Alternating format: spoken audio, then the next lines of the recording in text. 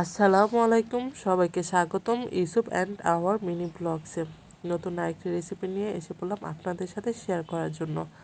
কি এতক্ষণে বুঝে ফেলেছেন বন্ধুরা, আজকে রান্না করব হাঁসের মাংস। তো এই তো আম্মু সব কিছু রেডি করে রেখেছিল, শুধু আমি রান্না করব। আর আজকে রান্না করছি হাঁসের মাংস সরিষার তেল দিয়ে। ওই তো প্রথমে বড় একটা পাতিল দিয়েছি আর সরিষার তেল দিয়ে দিলাম। তারপরে হচ্ছে পেঁয়াজ ও মরিচ বাটা একসাথে ব্লেন্ড করে নিয়েছিলাম। তো এখানে আমি 3টা হাঁস রান্না করছি। এখানে 3টা হাঁস কেটে রেখেছে, তো সেই পরিমাণ অনুযায়ী আমি হচ্ছে পেঁয়াজ বাটা দিয়ে দিয়েছি, একটু পরিমাণে বেশি দিব। তারপরে এই তো আদা রসুন বাটা, পরিমাণ মতো লবণ, মরিচ গুঁড়ো দিয়ে দিলাম, আর হচ্ছে হলুদ গুঁড়ো দিয়ে দিয়েছি, আর এখন মরিচ গুঁড়ো দিয়ে দিলাম।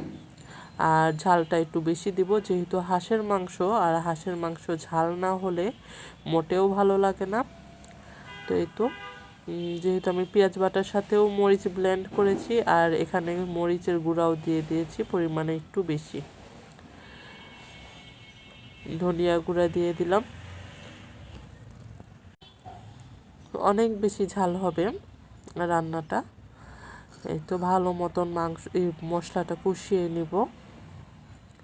আর যেহেতু হাঁসের মাংসে কিন্তু প্রচুর হচ্ছে আপনার মশলাটা কষিয়ে নিতে হয়, এবং মশলাটা কষানো হয়ে গেলে এই তো দেখেন সুন্দর তেলটা ভেসে এসেছে, তার মানে আমার মশলাটা কষানো হয়ে গেছে। তো এখন আমি কিছু গরম মশলা দিয়ে দিয়েছি। এই তো এলাচ, তেজপাতা আর হচ্ছে দারচিনি দিয়ে দিলাম। তো এই তো ভালো মতন কষানো হয়ে গেলে তারপরে হচ্ছে আমি এই হাঁসের মাংসগুলো দিয়ে দিব। শীত মানেই হাঁসের মাংস, কি বলেন বন্ধুরা? অবশ্যই কমেন্ট বক্সে জানাবেন কার কার পছন্দ হাঁসের মাংস, আর কি দিয়ে খেতে ভালোবাসেন। এখন তো আপনার হচ্ছে ওটা কি বলেন, চাপটি দিয়ে পছন্দ করে হাঁসের মাংস, চিতই পিঠা দিয়ে। তারপর নতুন এখন একটা রেসিপি চলছে খোলা জিয়া, যেটা আমি কখনো খাইনি, আমিও মোবাইলে দেখছি, ভালোই লাগে আর খেতেও অবশ্যই ভালো লাগবে। তো হাঁসের মাংস দিয়ে দিলাম, এখন অনেকক্ষণ কষিয়ে নিব। হাঁসের মাংস যত বেশি কষিয়ে রান্না করবেন অনেক বেশি মজার হয়। এই তো আমি এখন অনেকক্ষণ কষিয়ে নিব,